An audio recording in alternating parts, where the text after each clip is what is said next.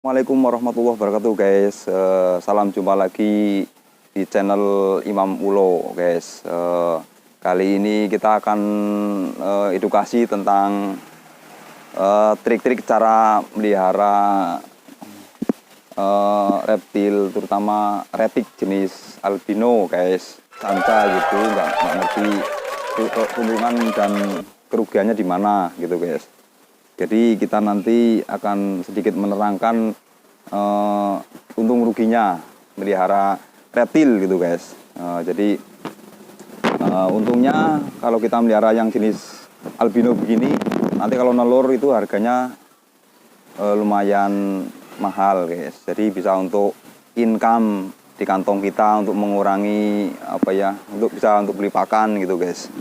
Jadi kita perlu breeding. Jadi kadang-kadang ada orang melihara ular tapi nggak menghasilkan gitu guys.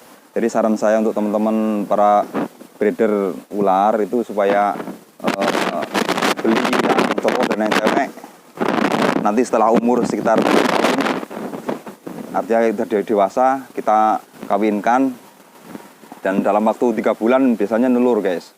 Dalam waktu inkubasinya sekitar 3 bulan netas gitu guys. Jadi dalam waktu 4 bulan itu kita sudah punya bebian gitu guys. Jadi kita nanti punya keuntungan, nggak sekedar melihara gitu loh. Masalahnya nggak semua orang itu bisa melihara gitu. Itu kelebihan kita. Jadi untuk teman-teman yang sudah kadung hobi melihara reptil terutama ular, saya sarankan biar berkembang dan kita punya income, harus kita punya sepasang. Halo guys, assalamualaikum warahmatullahi wabarakatuh guys. Kali ini kita punya temen yang punya channel baru guys, yaitu Ahmad Nur Yazid channel. Jangan lupa di like, subscribe, share, komen guys. Nanti kita akan berkolaborasi sampai kita bisa edukasi masing-masing channel kita guys. Jangan lupa di like ini teman kita guys. Bye. Ular lah yang nggak harus retik, apapun walaupun itu normalan atau yang bukan sanca itu kan bisa. Kayak kita punya jenis kobra Jawa juga punya, itu nanti bisa kita kembangkan juga. Itu walaupun kobra Jawa harganya juga lumayan guys. Jadi saya sarankan untuk teman-teman reptiler dicobalah untuk kita berusaha untuk breeding. Di samping kita punya penghasilan juga kita untuk menjaga keseimbangan alam biar nggak punah guys. Jadi nanti seandainya itu albino bisa kita jual, seandainya nanti normalan bisa kita lepas kembali ke alam gitu guys.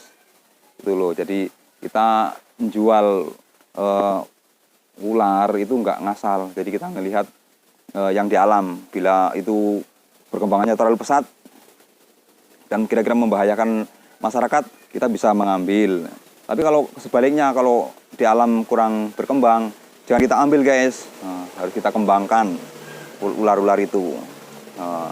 Itulah trik-trik saya supaya nanti teman-teman bisa sedikit mengikuti kita lah, bisa mengerti apa sih manfaatnya melihara ular gitu loh.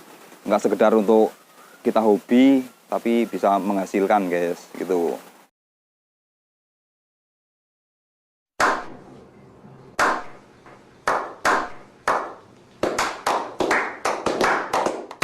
Itu harapan kami dari kelompok-kelompok reptil itu. Jadi nggak semua, setelah kita melakukan survei, nggak semua reptiler itu bisa memahami pemanfaatan dan mudorotnya di mana guys. Akadnya itu tenaga melihara atau apa ya, jerih payah untuk operasionalnya guys. Jadi itu nanti kita akannya nggak jual ular gitu guys, itu begitu. Jadi kita nanti ada pengembangan ke depan untuk kestabilan alam kita biar nggak punah. Kita harus mengembangkan, karena kita sudah kadung hobi dan kadung cinta dengan reptil, harus kita bisa menjaga kelestarian lingkungan kita guys. Jadi kita nanti ke depannya kita pengembangan dan kita edukasi ke masing-masing desa, karena di desa kita masih minim sekali edukasi terkait dengan reptil itu guys.